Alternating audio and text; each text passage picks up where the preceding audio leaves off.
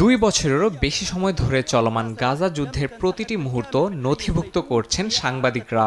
বিদ্যুৎ আর ইন্টারনেটহীন পরিস্থিতিতেও হাসপাতালকে সংবাদ কেন্দ্র বানিয়ে আহতদের অবস্থা, খাদ্য সংকট কিংবা গণকবরের চিত্র তুলে ধরছেন তারা।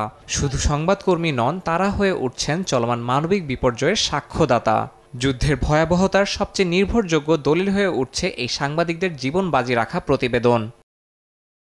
এমন পরিস্থিতিতেই আবারও প্রাণ দিলেন কয়েকজন সংবাদকর্মী। খান ইউনিসের নাসের হাসপাতালে ড্রোন হামলায় বেশ কয়েকজন নিহত হয়েছেন, যাদের মধ্যে রয়েছেন 4 সাংবাদিক। তারা হলেন রয়টার্সের চিত্র সাংবাদিক হোসাম আল মাসরি, আল জাজিরার চিত্র সাংবাদিক Mohammed Salama, the Independent Arabic ও অ্যাসোসিয়েট প্রেসের মারিয়াম আবু দাকা এবং এনবিসি নেটওয়ার্কের সাংবাদিক মুয়াজ আবু তাহা।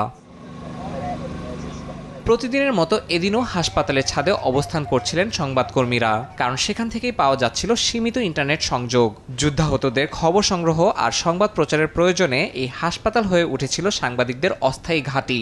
নৃশংস এই হামলার পর গাজায় নিহত সাংবাদিকদের সংখ্যা দাঁড়িয়েছে 244 জনে, যা আধুনিক যে কোনো সংঘাতে সর্বোচ্চ।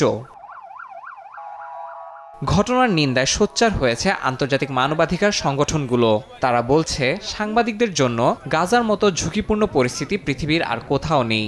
সাংবাদিক হত্যার দায় কেবল ইসরায়েল নয়, তাদের মদতদাতাদেরও বহন করতে হবে বলে জানায় সংস্থাগুলো।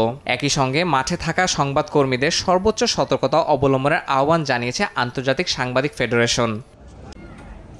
ইয়াসিন মোহাম্মদ জিসান, সময় সংবাদ।